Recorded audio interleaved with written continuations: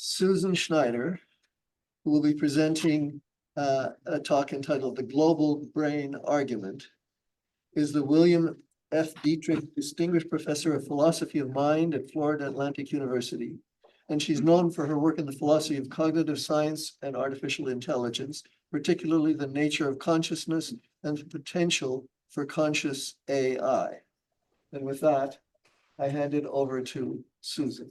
Welcome to Montreal virtually.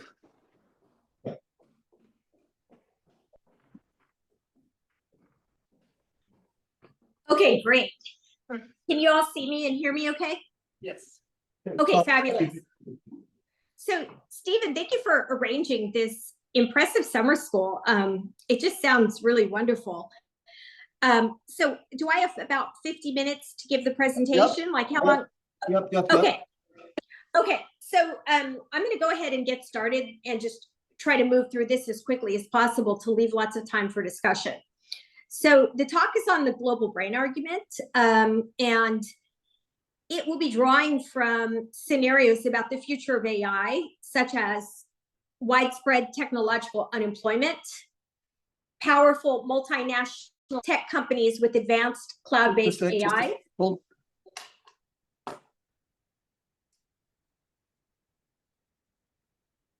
Okay, your lips are not moving. Are you speaking?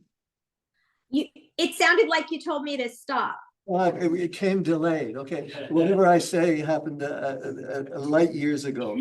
Just go ahead. It's all fine.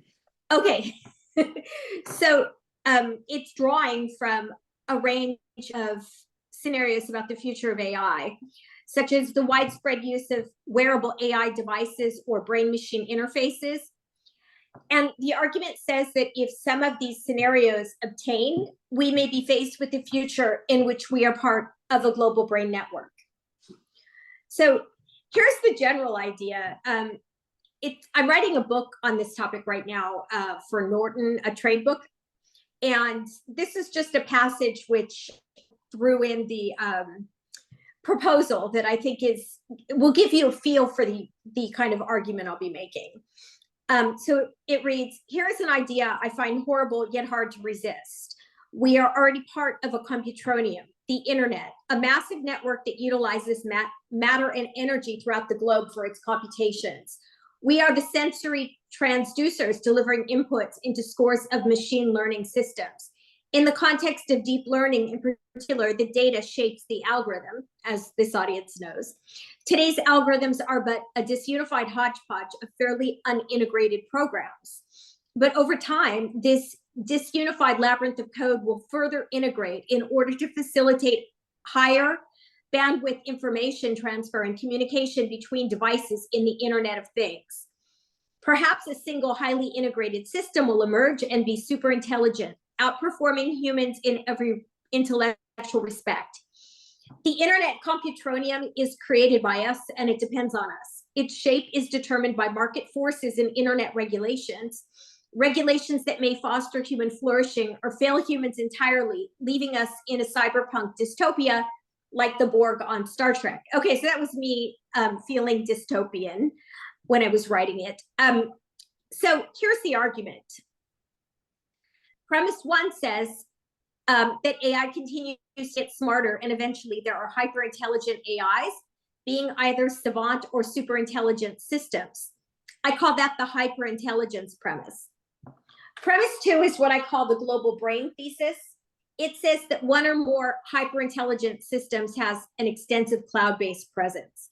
The system includes causally integrated AI services, that is, leading apps, large language models, search engines, an extensive network of location, sensors, and so on. I like to think of this as a sort of global Google brain, if you will, if you just think of one AI company in particular. Premise three is the nodes premise. It says that people will become nodes in the larger system by wiring into the cloud hyperintelligence. Either they will be neural linked in, so to speak, or they'll have wearables or both. Premise four says that if 1 through 3 obtain, these wired in humans are part of a global brain.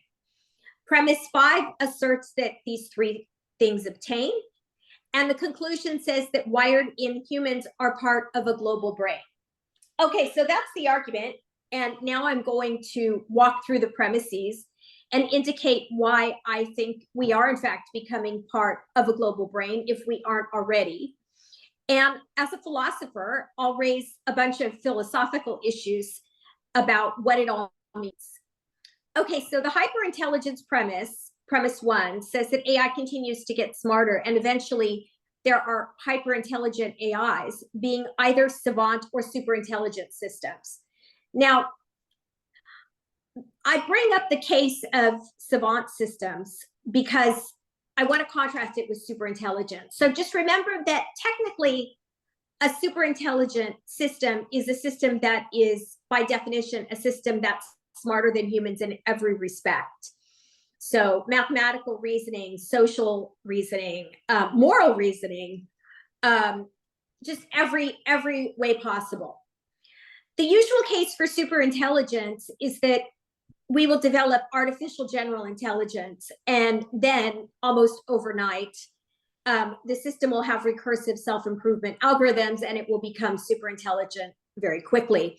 And that's the trajectory we saw, for example, in Nick Bostrom's well-known book, Superintelligence. And I think a lot of people in the AI safety community have latched onto that sort of concept, that first we hit artificial general intelligence, and then almost overnight, we achieved superintelligence. Okay, well, my premise doesn't embrace that trajectory. It says just that a weaker form of AI needs to be instantiated, what I call a savant system. So think about savants. They have interesting intellectual capacities that outrun an ordinary human, but they also have strange deficits that ordinary humans don't have. So when you think about how large language models work, at least in the moments when the publicly accessible models were smarter, you will see that they are more like savant systems. I'm not suggesting at all that they're super intelligent. And I don't even know if, it's clear that they're AGIs, but notice that they seem to have almost superhuman capacities in some ways. For example, they can answer your query very rapidly. They have access to, so much data that the human brain itself doesn't have access to. You can't write a B-level paper in, 700 milliseconds, but it can. So relative to us, it has some savant skills, right? But it also, any of these large language models, I'm just saying it, I'm thinking in my mind of, say, GPT-4, something like that, but Claude is another example. They are superhuman in some ways, right, in the capacities that I just mentioned, but they have obvious deficits as well. For one thing, many of the models hallucinate, although, I think there are ways to get around that. They don't have embodiment. They have all sorts of deficiencies relative to a human. Well, notice that the hyperintelligence premise just says that AI will get smarter and eventually become hyperintelligent, being either a savant or super intelligent systems.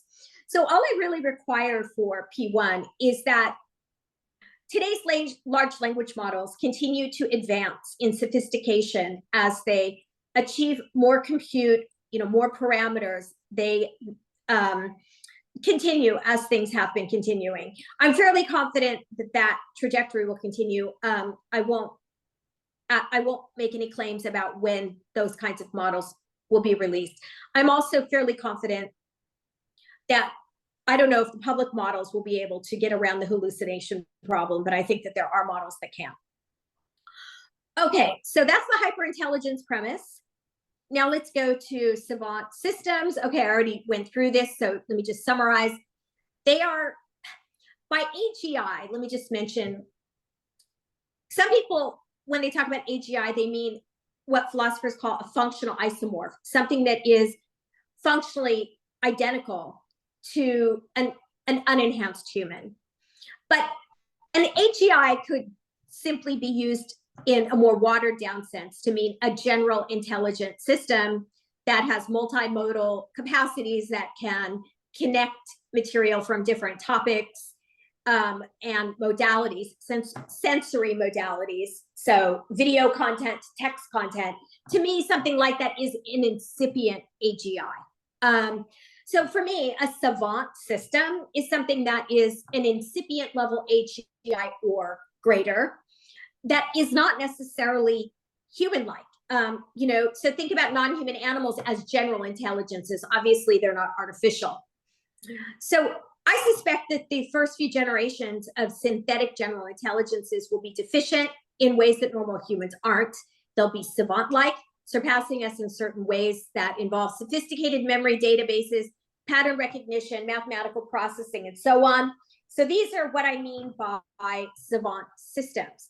Okay, so that was premise one. And I should mention, I wrote this argument before GPT-4 or even 3.5 came out. It was a little bit more controversial then. Okay, so the global brain premise is the second premise in the argument, and it says the following.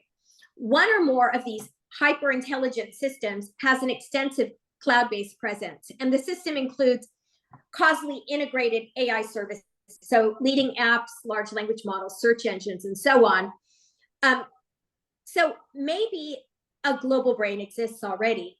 One of the issues with this argument is that we only have access to public information. And it could be hypothetically that the Chinese government has a very interrelated, integrated global brain network drawing from data from the corporations that are based in China and are here and in other parts of the world and connecting with government systems and so on. So I'll just say maybe a global brain does exist. If not, this seems like a reasonable approximation of a future in which government and or big tech create what I call AI megasystems, savant systems of interconnected AI services told by large language models and increasingly getting smarter and smarter. An example of this could be the United States government in tandem with a tech giant like Microsoft, for example. Okay, so by a global brain, I have in mind an AI superpower system that continues to advance its intelligence and has a system across the globe. There could be several of these global brain superpower systems, and you could unwittingly be a node in each of them or many of them, which is why I think it's interesting from the vantage point of philosophy of mind.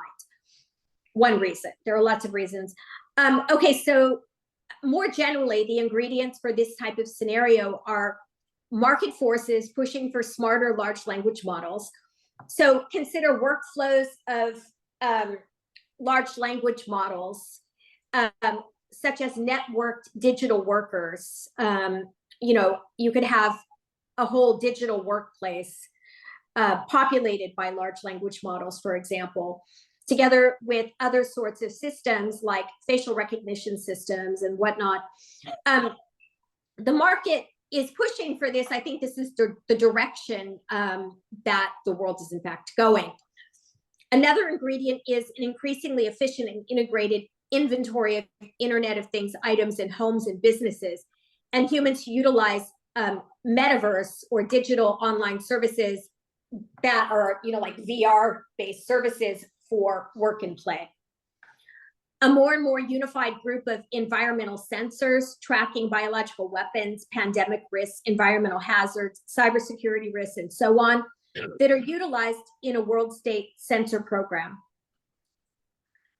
And finally, one or more global tech giants that owns the engines and has great political power, and cooperation with certain governments.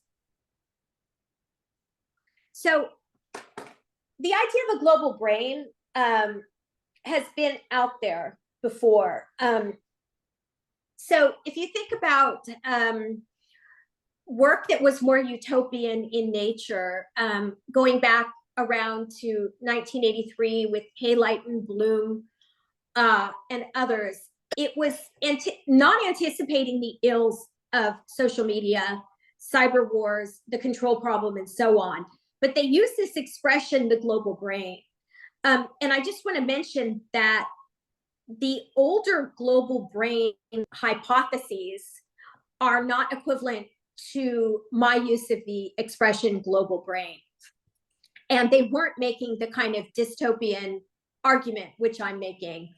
But learning how my own thinking differs from that older view is interesting. I think Ben Goertzel is a very interesting example. He has some papers arguing that there will be a global brain, very utopian, older papers, really interesting papers though.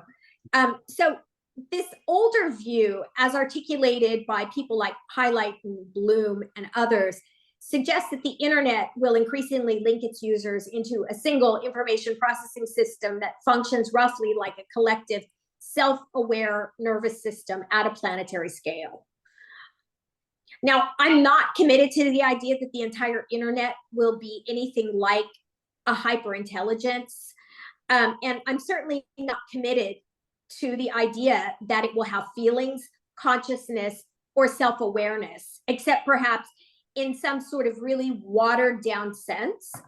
So for example, some people who work in cognitive science claim that insects have self-awareness because they have a sense of their bodily boundaries. So maybe these systems they obviously have a sense of their boundaries, otherwise they would be hacked all the time. Maybe they have some sort of self-awareness in this really watered down sense, but certainly I'm not committed to the idea that any of these global brain networks that might exist have feelings, consciousness, or any robust sense of self. It's not really clear how far to push the analogy with the nervous system either. The older global brain hypothesis proponents point out that web browsers' search algorithms are like a basic prefrontal cortex, and like buttons, for example, like on Facebook, function as a primitive amygdala. Furthermore, web pages are said to play a role similar to neurons and are connected by hyperlinks, similar to synaptic connections in the brain, forming a kind of associative network. I'm not going to get too into this stuff. For one thing, I think a lot of the analogies are pretty crude. I do think, though, that if you look at network theory and the work in connectomics, you can find some interesting ideas about small world networks and hubs where there could be a similarity between the brain and the internet, some of the internet transfer arenas. But I'm not going to go into that today. But here's an interesting question. At what point would a cloud-based system become a hyperintelligence? Like, what would be a marker for locating hyperintelligence out there on the internet? Would there, for example, be something like a phase transition, akin to what we're seeing in the literature on emergent properties that arise in the context of LLMs as they scale up? Now, I know some people are claiming that the phase transition isn't real, it's merely an epistemic artifact of our measurements. But I think that's also quite interesting to ask, like, what would the signs be of an emergent hyperintelligent system? Would we even be able to identify it or tell that it's coming? Okay, so the underground elements of any kind of robust global brain network are intriguing to me. So, you might think, well, if there is a global brain network, it's something that scholars without access to classified literature wouldn't know about. It would only be something we would know about if we were able to piece together this sort of hidden cyber culture that, say, involves cyber wars between the US and some of their adversaries, for example. These underground possibilities indicate that the presence of a hyperintelligence may not be apparent to the public. And it also makes my argument a bit difficult in the sense that I can't tell you if there is a global brain. So I'll just leave my claim to the vague possibility that there will be one or more global brain networks.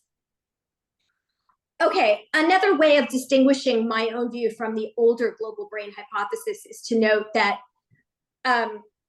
well, this isn't really a point of distinction. It's more a point of similarity. Both myself and the proponents of the older view say that the intelligence of the global brain is collective and distributed. And of course, that's right. And the third point is that the proponents of the older view claim that the system is usually said to have self-organizing emergent behaviors. And of course, I agree with that. Okay, so here's the argument again. I'll just let you look at this real quick and I'll grab a cup of coffee from my coffee maker while you read this. It's been a long day.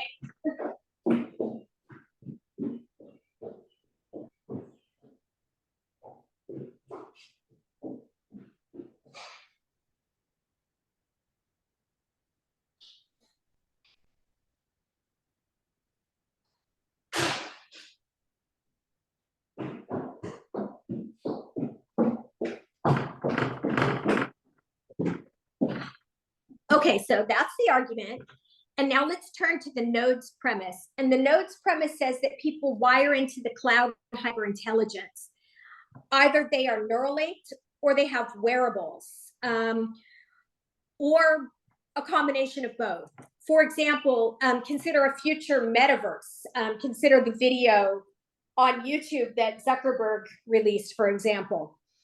Now, what is a node? I mean, this I think is actually philosophically quite interesting. I'll just say that it's what philosophers call a concrete particular that provides sensory inputs or computes a function for the hyperintelligent global brain network. An example would be a person, a server, your laptop, and so on. So it's a concrete physical entity in the world. Now, I think people will be wired in some fashion to the global brain network, but I think it's too early to tell whether we will be physically connected through something like wearable technologies. I mean, we already are, or if it will go farther than that into chip technologies. So I'm sure this audience is quite familiar with Neuralink's research. You may be familiar as well with the artificial hippocampus that's been worked on now for something like 15 years by Ted Berger at USC to enable memory consolidation in patients who have had damage to their hippocampus, which is a very, I mean, it's a heartbreaking set of cases like HM and Clive Wearing and others, and it'd be wonderful if that technology could be developed. But Musk, of course, and others like those working over at Kernel, for instance, and then DARPA has had some funding calls on this topic, have different aspirations. So Musk thinks that technological unemployment will occur with advancing AGI. I think he's right. And he thinks that humans will need to augment to stay relevant. I don't know if he's right in that, but I do think that there'll be a good deal of technological unemployment in the future. And he thinks that we need to have embedded chips as well to control superintelligence. So that's his aspiration. So we know that this is under development. We also know that there are a lot of obstacles to making this technology available to the general public. I mean, it's one thing to use it therapeutically. It's another thing to make it safe enough so that the general public is willing to adopt technology and it passes the FDA and other organizations. Wearable technologies, though, are here. So a wearable device is something that's obviously non-invasive and far less medically risky. Some of you are probably wearing Apple Watches right now. And you probably are already aware that the commoditization of your biometric data has already started. So, you know, for instance, if you're wearing something that tracks your exercise behavior, you know, where's that information being sold to? Why do they want to develop these apps? Obviously, if you've joined 23andMe or any of these organizations, you've given your DNA up, right? Now, I'll also mention that beta testing of thought detection devices that are wearables has already started over at Facebook. They have a wristband that collects motor initiation commands from the brain. So I think the interesting thing to think about here is that even with these wearable technologies, and even if you're not wearing anything, even if you're just a smartphone user, you're already part of an algorithmic loop, right? You're getting feedback from the apps that you're on. They could be creating, for example, dopamine surges when you're on Facebook and somebody likes your post. And then that encourages you to stay on the platform longer, and that alters your behavior. I mean, it'd be silly for us to think that many people in society are not already part of an incipient algorithmic network that connects the internet to the algorithms their brains computing and back again, right? There's a good book on this called The Loop, which details all of this in a wonderful way. And of course, there's that very, very fascinating Netflix video. It's free on Netflix, called The Social Dilemma, which details how the social media companies orchestrated their product in tandem with neuroscientific knowledge about principles of addiction. Okay, so you could be a node right now. If you are a node right now, it's through your wearables. It's not through your brain chips. There's only one human, as far as I know, who has a chip. But why would anybody go as far as providing their thought data as this technology gets more expansive and more intelligent? Well, let's just go through the reasons people may opt in to be nodes very quickly. Some people might want instant access to gaming or metaverse platforms, or access to a global intelligence network, right? People could continue to want to or feel obligated to be on social media. So, for example, some people feel like they have to be on LinkedIn. Otherwise, potential employers will think that they're strange. They don't have a social media profile. Further, social media companies will continue to manipulate the minds of users, as is well known in the case of, say, Facebook. People may have the belief, I think it's false, that uploading thoughts will enable memory backups and the survival of the brain after death, or the survival of the mind, that is. People may provide their thought data because they need to keep their jobs. So they may feel like they have to wear these brain chips, for example. They may seek brain therapies or even cosmetic neurology, enhancing their brain in a mind sculpting endeavor. I discuss a lot of this in my earlier book, Artificial You. And unfortunately, some people may feel like they have to either utilize wearables or chips as part of a government control mechanism. So an authoritarian dictatorship, for example, could use the technology to track certain populations. Okay, well, only one, or, really only one of these needs to obtain for many of us to be nodes. Okay, so that's the argument. We've now gone through the nodes premise. And so then, you get to the conclusion. I think the argument's valid. And it says that wired-in humans are part of a global brain. But of course, the deep question is, what is the significance of this? So for example, you might ask, is this good or a bad thing? I mean, really, I don't know how to answer that because I don't know what the future will bring, but I will delve into some of the issues. And also, I think there's some really cool metaphysics of mind and consciousness questions that arise. So let's ask about the human flourishing question. Is this going to be a good thing for human flourishing? Well, obviously, the scope and impact of this form of algorithmic intelligence depends on geopolitical forces, computational constraints, regulatory factors, and so on. In fact, if you think about it, these are the evolutionary constraints on the global brain network. The evolution maybe Darwinian in some ways. Like the other day, Susan Blackmore and I were talking about how memes would operate in this context. But I think a lot of the evolutionary theory for the global brain network hasn't really been worked out. And it obviously involves factors that go well beyond anything Darwin considered. It's kind of, in a way, you could think of it as intelligent design, except we, not some God, purport to be the designer. Well, this is why it's important that we study it and the public be aware of this kind of form of algorithmic intelligence that consists in both us as well as certain elements of the internet ecosystem. Today's AI ecosystem does give me pause. For example, I just had an op-ed in the Wall Street Journal recently with some worries about these kinds of scenarios. Well, I think basically you might ask about the human potential.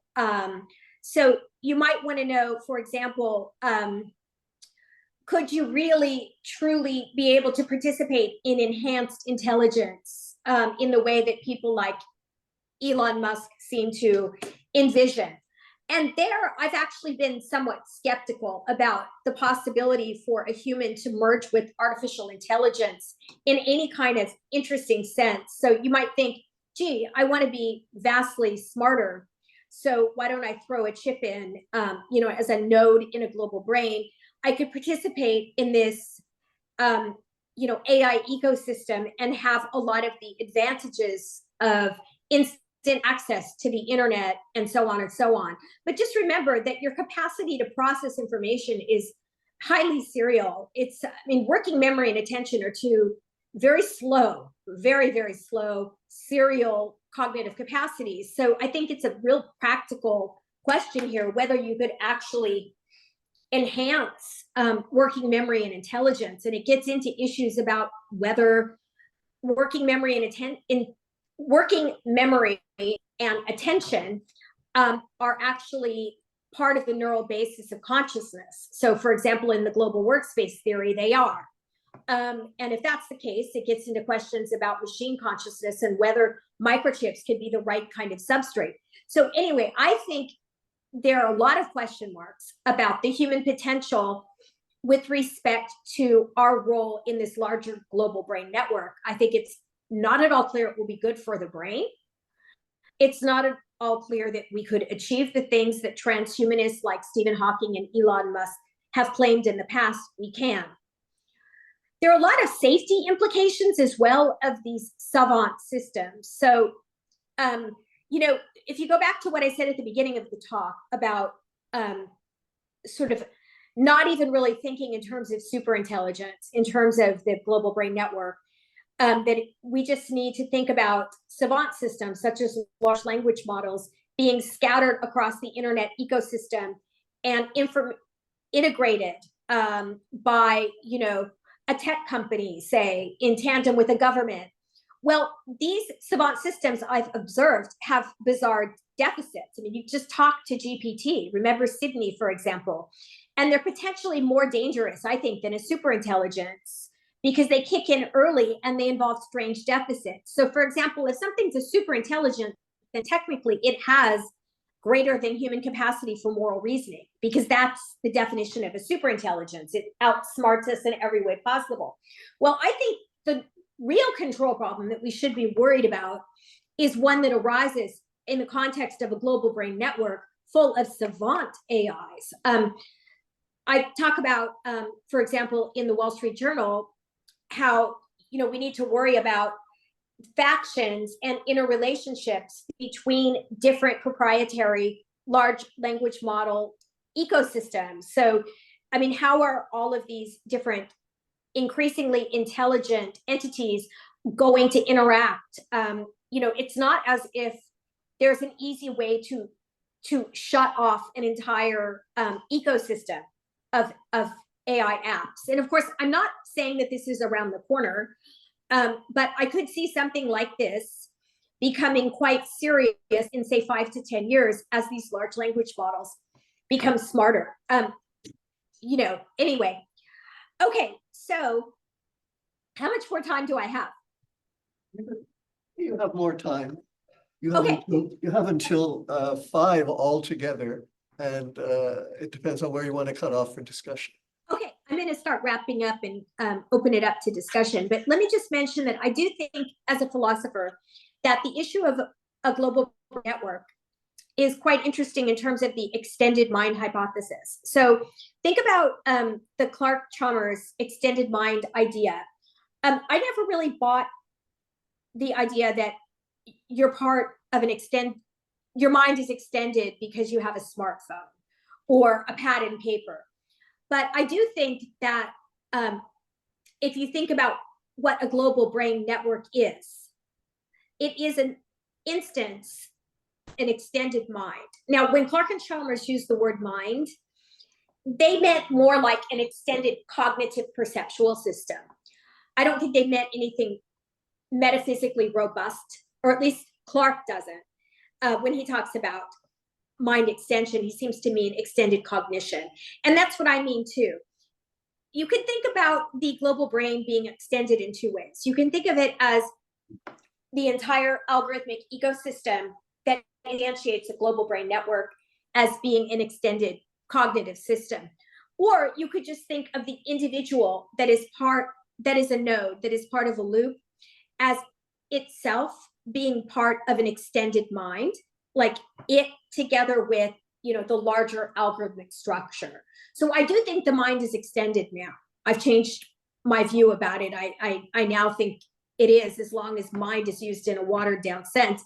And I think that the global brain itself is an instance of an extended mind. And I think you are also an instance of an extended mind when you become wired in this technical sense.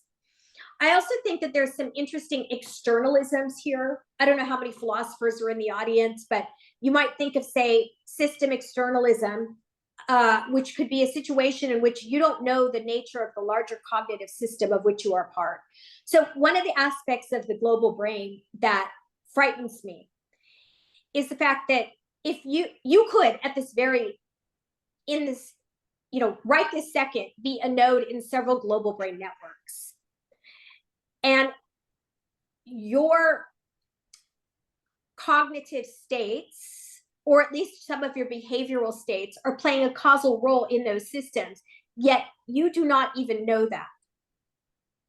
I think that's quite interesting. So not only do you not know the causal role of your inputs into these systems, but you arguably may not even know the meaning of those representations. So I think it connects up in interesting ways with that issue.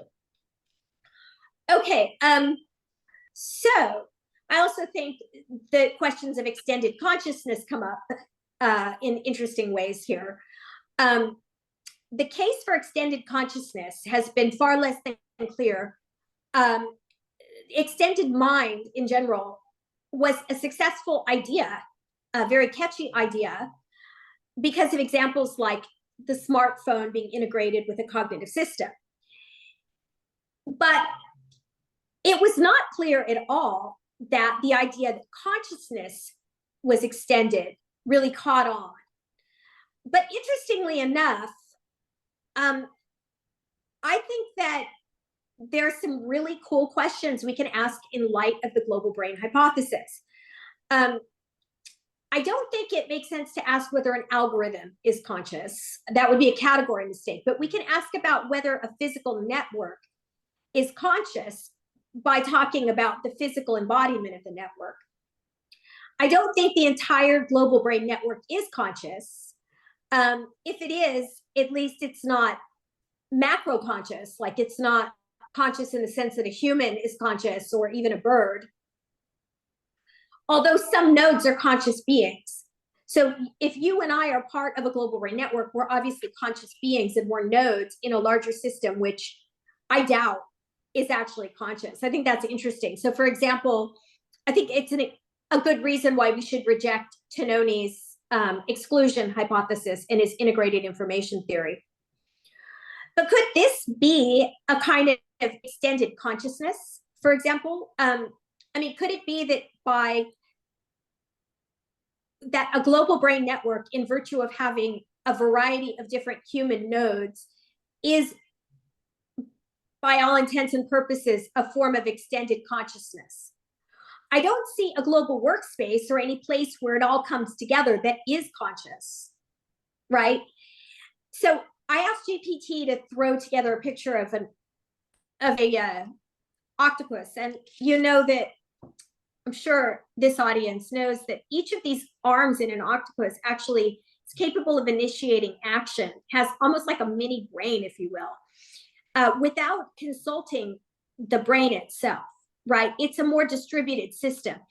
It could be that centrality is a matter of degree in both natural and artificial systems. This is an example of a system, the octopus, that is less centralized than humans. We may not be all that centralized anyway. I mean, if you think about it, very little of our brain activity is actually accessible to consciousness, right? Well, a global brain network may be a situation that's on that real extreme side of being highly distributed and not having a conscious place where it all comes together. Nevertheless, you might say it's a case of extended consciousness in virtue of being comprised of nodes that are conscious. Okay, so I want to close up now with some observations. The global brain is a form of intelligence, and I think increasingly, you know, I've had the opportunity to go to a lot of conferences on kinds of minds, and I think people are more accepting of the idea that man is not the measure of all intelligent systems, right? But we do tend to think of ourselves as being at the pinnacle of intelligence on Earth. But I don't think that's actually all that clear. I think even today's computronia, to use the word I use in the book, you know, that the constellation of algorithmic systems that have been produced today, it, you know, if you really think about that, what is that from the vantage point of an intelligent system? I mean, the internet itself, for example, is a physically identifiable system. Is it in some ways, especially as these LLMs get smarter and as the internet becomes more well integrated, something that we might consider to be more intelligent than ourselves? I mean, these are questions I think we need to begin asking. Another thing that I think is important to realize is that the human future depends on shaping a better AI ecosystem, controlling global brain development, and understanding human-machine interaction. So if you're open to the idea that the greatest intelligences don't need to be biological, don't need to be human, and don't need to be conscious, you know, these are the kinds of things I talked about in my book, Artificial You, as being very real possibilities, then I think we need to focus a lot more energy on shaping the internet ecosystem, because it could, in fact, be the home to global brain networks that are capable of outthinking us. So we are in effect engaging in some unintelligent design right now, and we might consider designing the ecosystem in a more intelligent way so that humans flourish. And obviously, don't assume that the evolution of a global brain is Darwinian. Assume that it's the kind of phenomena that scholars still have to study. Okay, so we're studying a lot of this over at the Center for the Future Mind. And I encourage you to come to our MindFest conference each year. All right, so I'll open it up to questions. Thank you. Okay.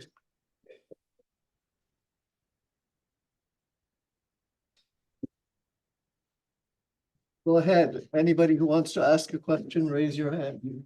Oh, sorry. We have an official discussant first. I can ask through the normal mechanisms.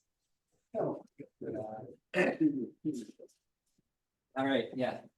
So in some sense, I'm an official discussant, but I just have a few questions. Thanks. This was super interesting. Super interesting and inspiring. So I'm sorry, can you tell me who you are? I'm Richard Futrell. Hi, Richard. Cognitive Science of Language at UC Irvine. So. Nice to meet you. In some form. So over the network. So yeah, Right, so you're exactly. right. So it seems like you're focusing on a scenario where global brains are in some sense under the control of like corporations or nation state level actors. And I wonder if you see any possibility for a scenario where the global brains are more like autonomous organisms on their own, which are no longer under the control of anything we recognize as a power center. And in that kind of scenario, there's a possibility for like a whole ecology of global brains that exist on the world on the planet, which would, I'm thinking of something analogous to how single-celled organisms evolved into multi-celled organisms. You could eventually have a whole sort of ecosystem of these things that are even evolving. So do you see any room for that kind of scenario? What are your thoughts on this?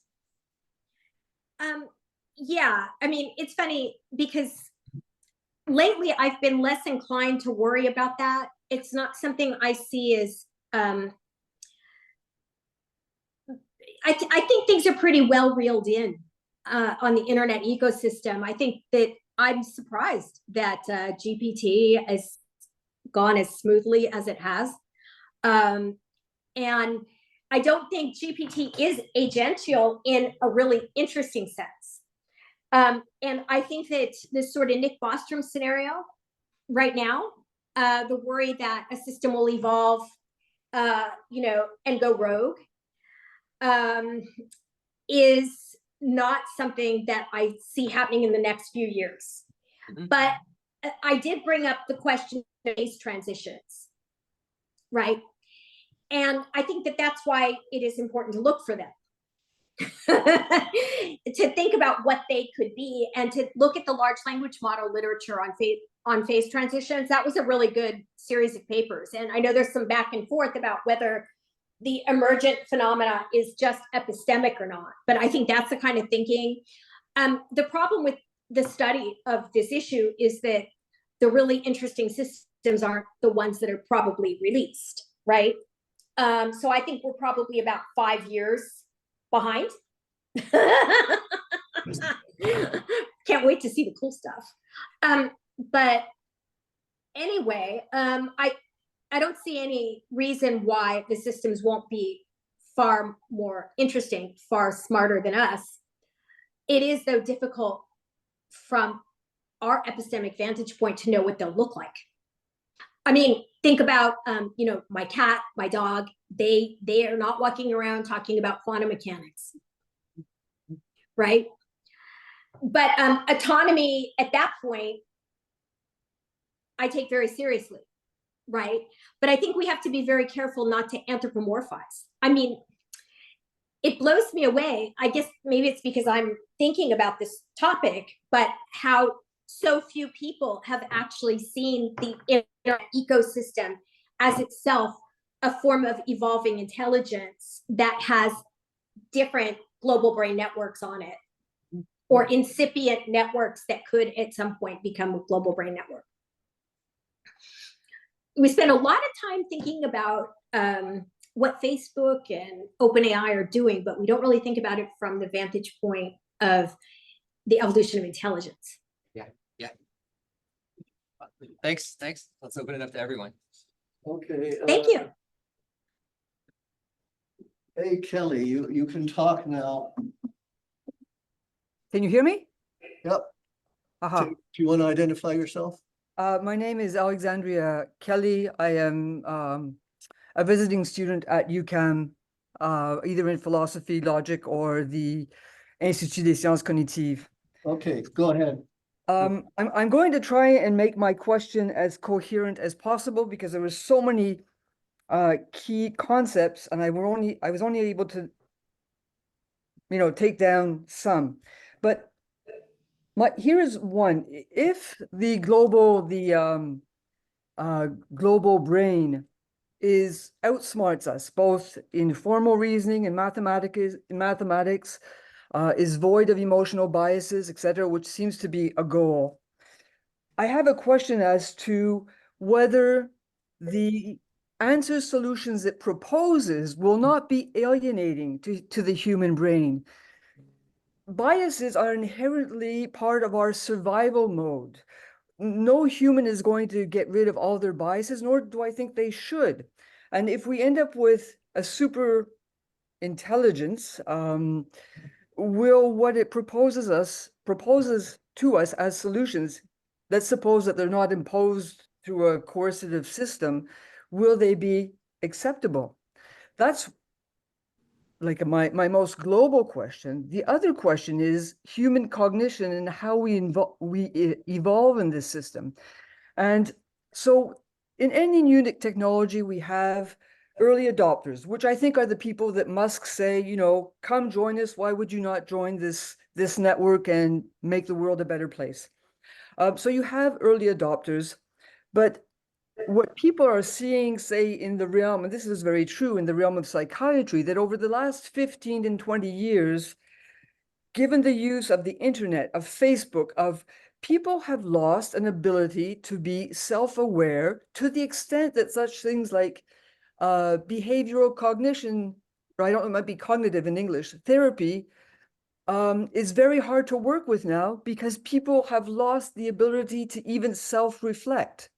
Well, there are two very different levels of questions, but Alexandria, Yes. you to wrap up your question. those are my two questions. On one level, will what these global brains offer us as solutions be acceptable to the human brain, assuming that they're not imposed upon us? And will we actually become smarter because we are part of the node, or we are node? On an individual. Well, the second question, I'm skeptical to what degree be able to be smarter. I think, you know, in a way, the markets will determine how this plays out.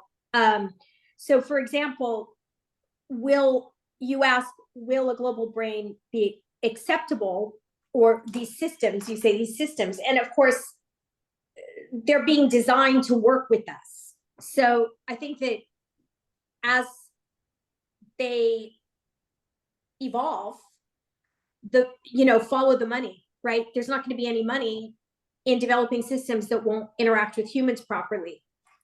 That's why, so many people are studying prompts, for example. But your other point about how smart humans can actually get, I think that that's an empirical issue. So, for example, if the neural basis of consciousness cannot be improved upon with brain chips, then there'll have to be some other type of enhancements, right?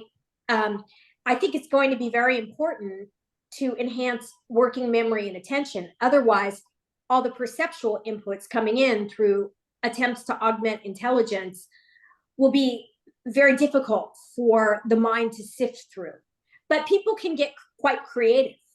Okay, well, thanks for your questions.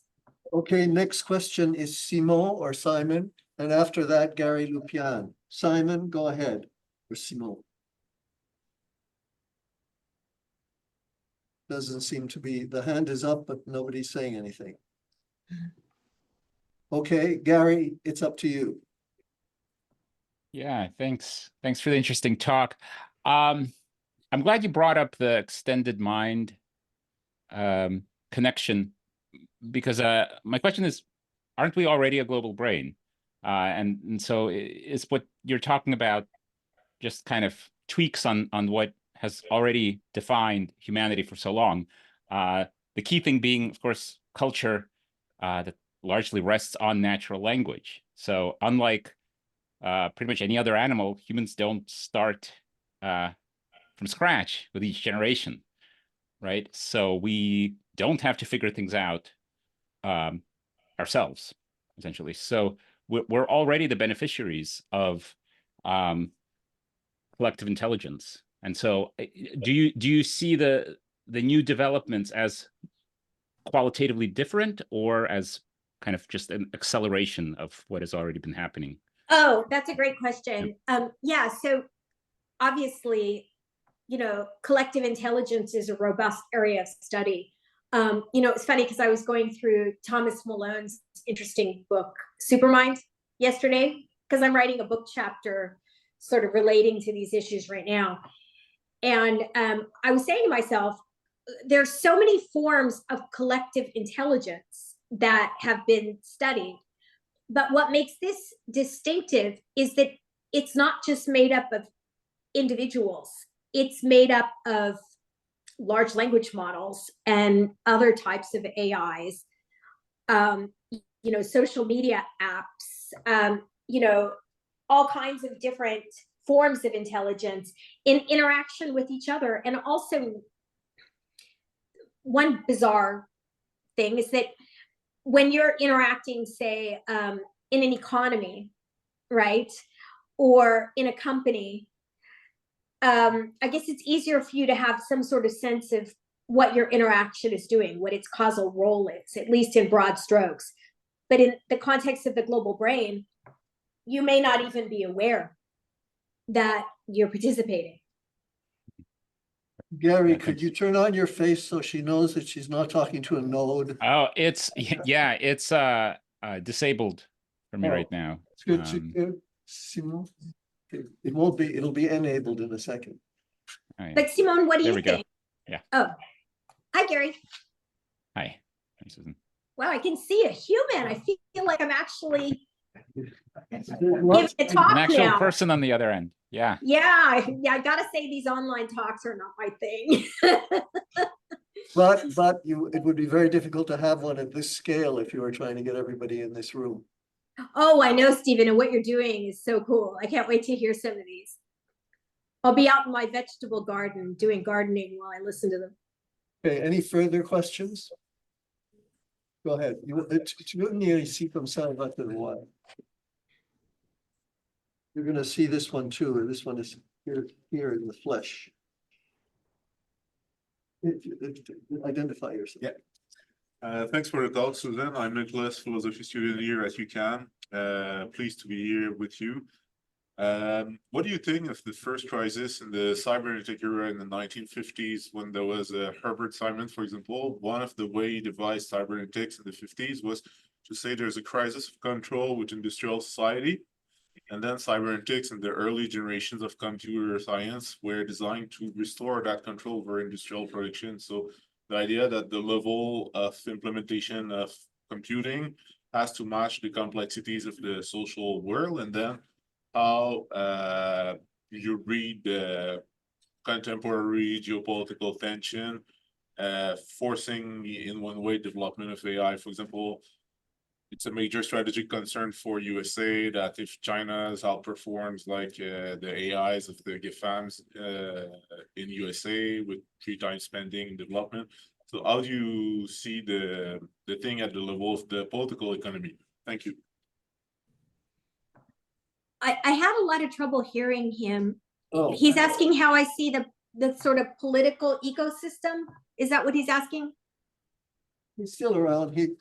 I couldn't The good thing understand. about nodes is Sorry, I'll try to The be. connection was terrible. Can you hear me right now?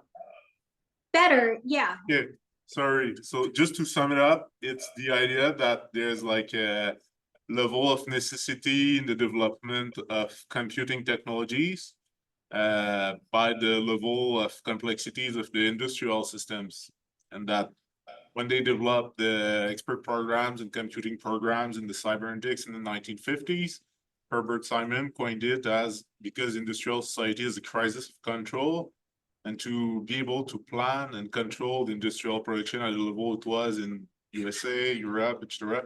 In the 1950s, you have to develop these technologies. What would you say in an analogous way of the contemporary era in which there's a crisis of like governance, let's say, or a geopolitical tension, rise of the new Cold War, tensions with Russia, tensions with China, Taiwan, Ukraine, this kind of stuff, and that there's a necessity for great industrial powers such as USA, for example, to fund AI so they're not outperformed by rival AI, let's say, superpowers or regions such as. So basically, will the global brain be seen as a strategic necessity by global powers beyond the market at the political level? Well, that's what I think is going on. Thank you. Yeah, I mean, I think that's behind my thinking. I mean, there's obviously an AI arms race, and you know, big tech is developing it, and if there's a feeling that if we don't do it, China will do it in particular. And I think by we, I mean, I'm thinking about the attitude in Washington. I work with Congress a lot. I make a lot of trips to Washington. And there's definitely that feeling. And of course, sometimes it's not even meant, but it's said. Because as a unifying way to get both parties on board with something. But I mean, I think even if you just look at warfare, like if you look at the use of AI in warfare, that alone is a really big source of development right now. And global sensor network. I mean, if you read like, I like Nick Bostrom's paper, The Vulnerable World Hypothesis. I don't know how many of you think about that stuff, but I mean, if you think about all the existential risks out there and how many of them have solutions that involve global sensor networks and deep learning systems that are able to quickly synthesize data. I mean, there's this feeling of inevitability, right? But of course, the question, the very first question this fellow asked about how agential these systems are. I mean, that's a really interesting question. Because the way I've been framing it, despite my kind of dystopian sensibilities, is that I'm worried about the actors behind it, right? But will there be phase transitions to the point where these systems are actually agents in a really interesting philosophical way is another question. Thank you. Valerie, please prove that you're not a node. Either come here or turn on your face. Good food? Wait, just a second and it'll be done for you. You will. Okay, can you see me now? Yes. Valerie? Yes, I see you. All right, first of all, I want to excuse me for my English because I'm a French speaker, basically. So I'm going to try my best. So what I understand is that talking about global brain, if I summarize everything well, is like in few years, like in 5 or 15 years later, we don't know really if we'll be aware of or conscious of that kind of knowledge that we are part of. On one hand, we have the GAFAM that we are not individuals are not the only one constructed knowledge nowadays. So we have the GAFAM that manipulate the behaviors, the knowledge as well. And on the other hand, we have also the open movement, like open access, open sciences that are trying their best to empower, to bring in the agentivity. But we see where it's going because we are using AI to produce content to publish in open journals. So anyway, in few years, we don't know really if, my question is that at some point, if this power is withdrawn from us, let's say in 15 and 20 years, what will be that kind of knowledge that we'll be part of? Really, if we end up not knowing, this knowledge that we are globally or collectively constructed, what is this kind of knowledge will be part of? This is my question. I don't know if it's clear. Well, it's very interesting. I mean, I'm actually writing another book called Chatbot Epistemology with Michael Lish and Mark Bailey on the issue of knowledge, right? And I think there's a lot here. So, for example, what kind of epistemic justification do we achieve when we use these bots, and what kind of epistemic justification do they offer, and are they reliable thinkers? So I think there's a whole enterprise here that needs to be done. I mean, another issue which comes up is the use of these bots in education, right? I mean, I don't know about you, but I'm getting papers written by GPT handed in. Yeah, I know, it's really depressing. It's so depressing. And you can tell your students not to do it. You're like, you know, I study AI and I'm gonna catch you. And they still do it. Yeah. Right. And I mean, what's that going to do? I mean, it's dumbing down our culture. That's what it's going to do, unless schools draw the line. And it can't just be the better schools. It has to be every school.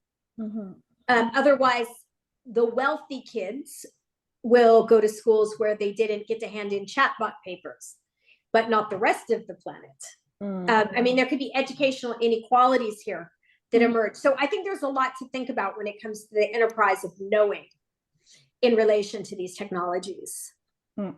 Thank you. You really words up a lot of interesting questions, and I'm interested to buy your book, actually. Thank you. Hopefully it'll be done soon. Okay, Johan is next. Okay, oh, come up here.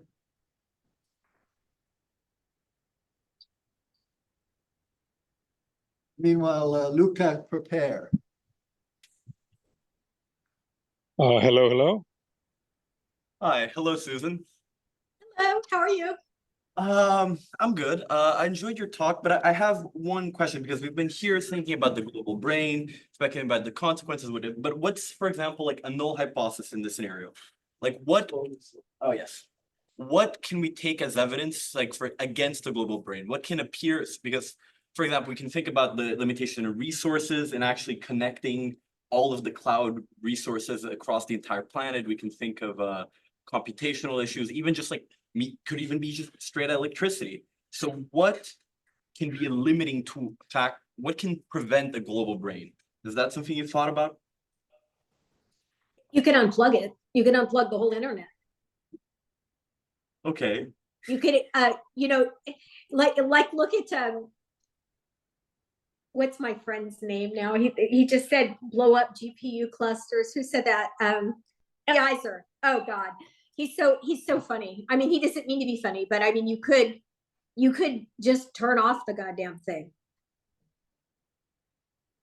Oh, okay. Right.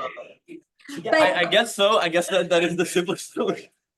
I mean, you know, so that's one way. I mean, you could imagine a terrible EMP, an electromagnetic pulse that, you know, just ends technology for years and years.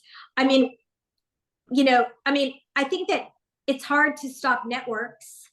It's hard to stop LLMs from getting smarter and other generative AI technologies. I keep saying LLMs, and I really mean generative AI. You know, and hybrid systems.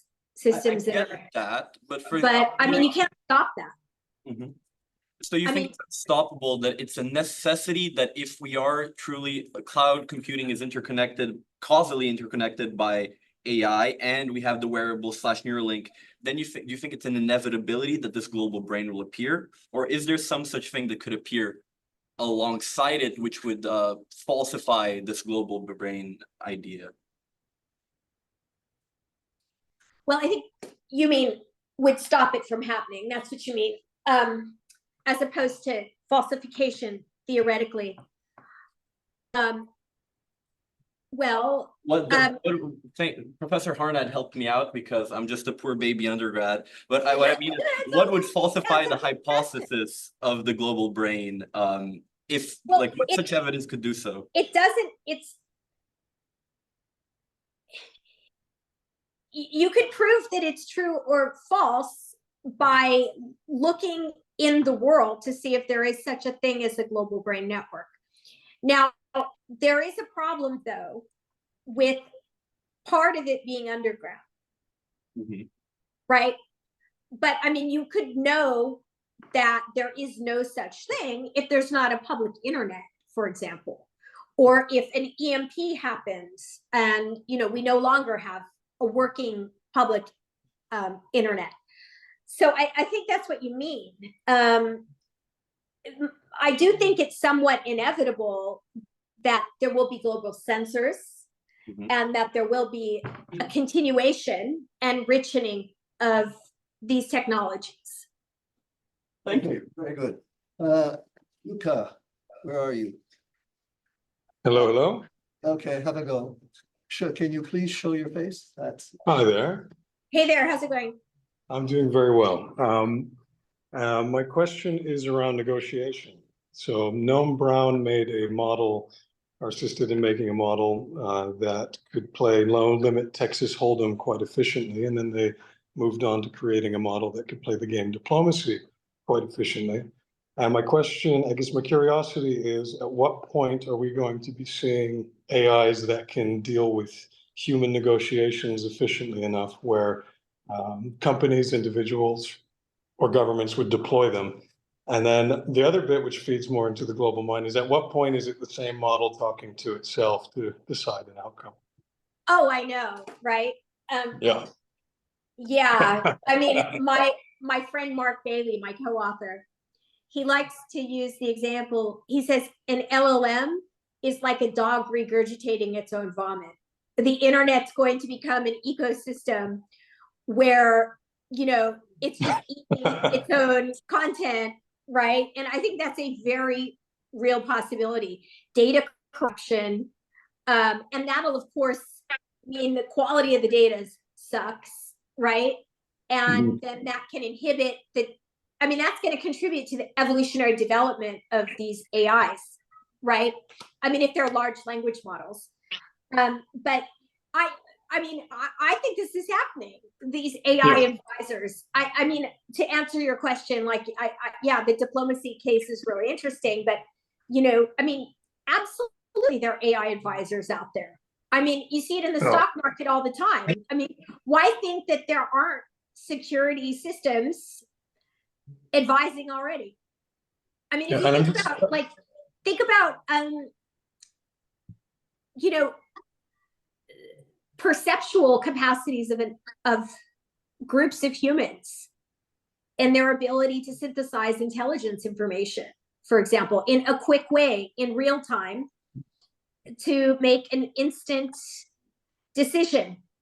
I mean, there has to be something that's able to get through all that noise and recommend, or at least, if not recommend a course of action, at least indicate when there's been something in the perceptual field of interest.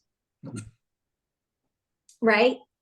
I mean, okay, that sounds like it. deep learning systems are really cool. Are you done, Luca? That's it. Thank you very much. I appreciate it. Excellent. Oh, thank you. Good question. Since we have a little bit of time left, if there are no more spontaneous questions, I think that somebody, me, should give, first of all, thank Susan, but also give her a slightly stronger run for her money. Okay, so I have a question for you. Okay. Are you ready? Yeah. A car is a vehicle. There are vehicles all over the nation on highways, and they're all interacting with one another. Is there a global vehicle?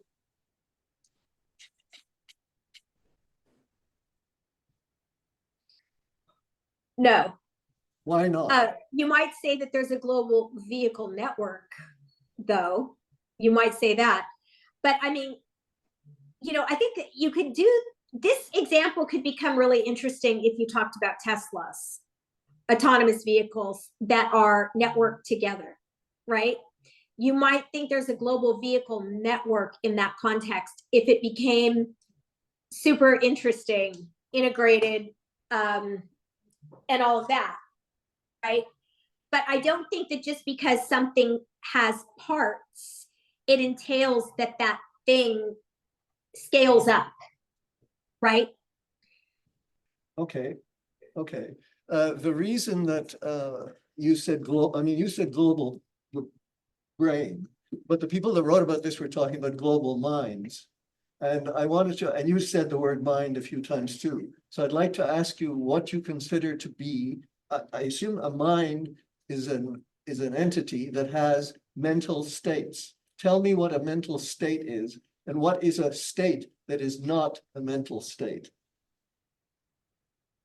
Well, a state is a property instantiation or an event, right, in metaphysics. So it's the instantiation of a property. So a mental state is the instantiation of a mental property. Now, why call a global brain a brain? I actually think that it's not brain-like in a lot of ways, but I think it's a catchy name, and you need names for views. And you know, I'm careful at the outset to explain that it's a brain in some sort of sense, just like we sometimes talk about artificial brains. Okay, is it minded? Stephen, that's a very deep and rich question. I'm a philosopher of mind, and you know, I care a lot about consciousness, and I tend to think that something isn't a mind unless it's conscious. That's like saying it isn't a mind unless it's a mind. What do you mean by conscious? It has a felt quality of experience, at least Okay, at some point, not always, but I accept. yeah. It's So a I mental state if it's a felt state. Are we together so far? no. Go ahead. So I think that minds are the sorts of things which are capable of instantiating consciousness properties. And if I said global mind, that was acts that. I don't want to say that. I don't want to say that it's a global mind, because I'm not claiming that the global brain network is conscious, unless, I mean, and I don't think I want to say this, but some people might claim that a highly distributed system that has conscious nodes constitutes a conscious system, right? I don't think the global brain is conscious. Maybe one day there will be conscious machines. Okay, But if you don't think today that the global brain, whatever it is conscious, then are you also saying that the global brain, whatever it is, does not have mental states? It has states, big ones, like highways. well, I'm not saying the global brain is a mind. No, Okay. I'm asking you, what do you mean? Now, but to have a necessary condition for a mind is that it have some mental states. But it's an interesting question. Does a global brain have mental states? So I think that the nodes do, right? That we knew that you put them together Yeah. as wholes that were conscious. But just because a part has a property, it doesn't mean that the whole system necessarily has that very same property, right?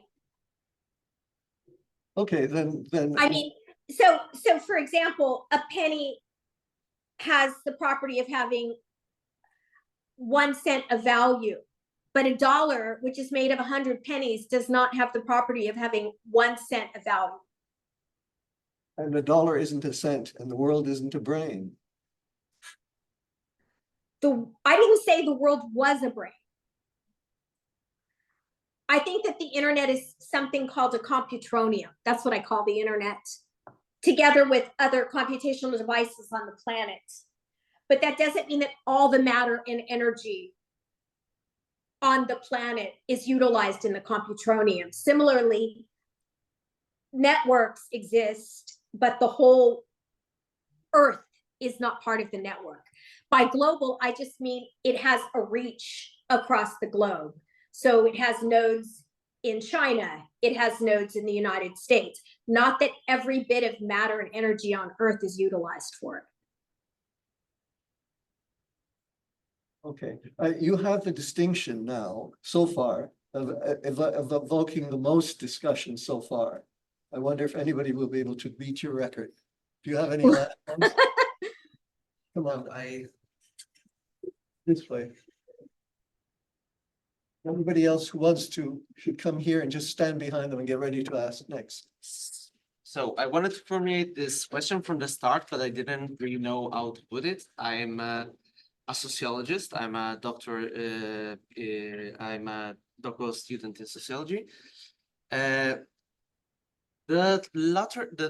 last way you defined this global brain makes me feel like you're describing a certain type of social system, in the sense of, for example, Luhmann or Parsons. So there's a connection of actions that creates Luhmann would say communication. So there's a back and forth in between agents that is not only determined by the actions of the single agents. In this sense, I don't really understand how this global brain is not a special case, maybe more elaborated, of the sort of phenomenon that we have with organizations, with social networks, not like platforms, but social networks in the sense of connections of people, or other kinds of social system in that sense. I don't know how to put it better, because there would be more things to explain. That's interesting. Yeah. Yeah, I mean, maybe it is, but if it is a special case of a social network, it's going to have to be one that has a lot of digital entities on it as well, right? And I mean, I think you're asking a good question, like, how is it different than a corporation or some other group? But I mean, the actors themselves are AIs, right? But I appreciate that. I'll definitely delve into that more in the book. Stephen, I'm running out of battery on my computer. If it cuts out, do you want, I mean, I have like 2 minutes left. Let's ask the question quickly. We'll let you fade out naturally. Well, I want to thank everybody for having me. Thank you very much. Thank you. And thanks for organizing this. And all this, the questions have been great.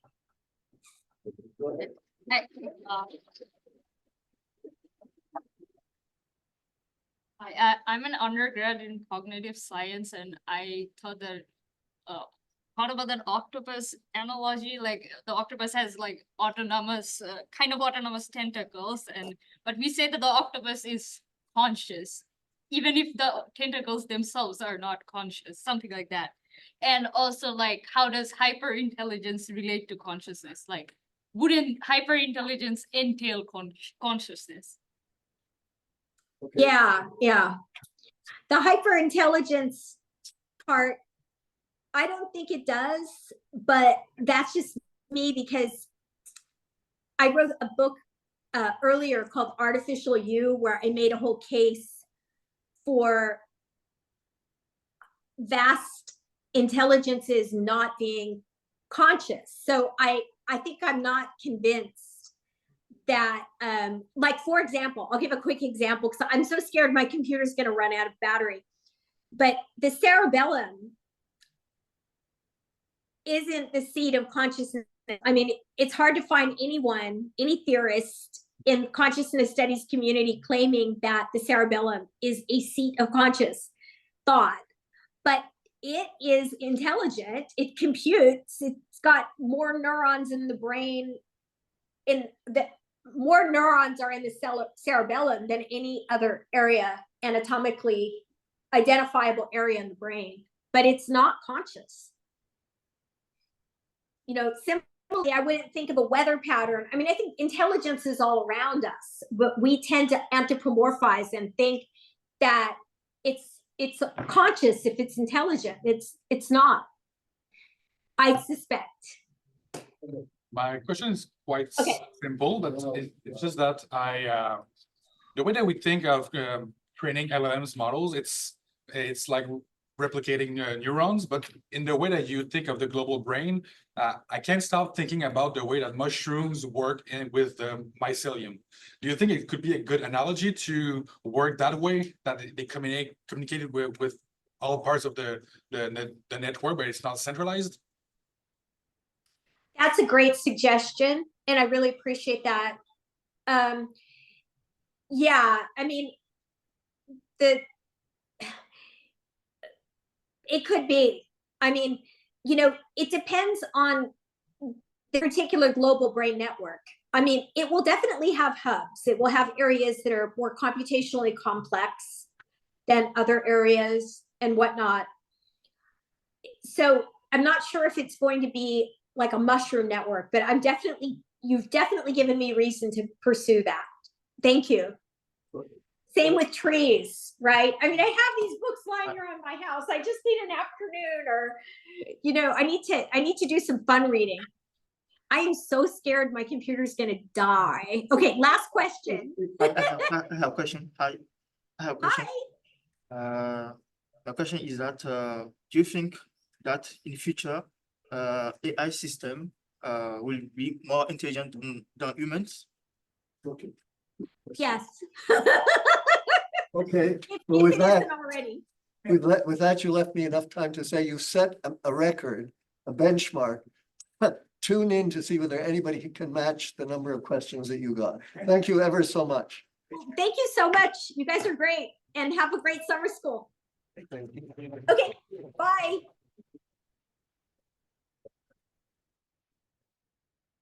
Oh, there was still Valérie.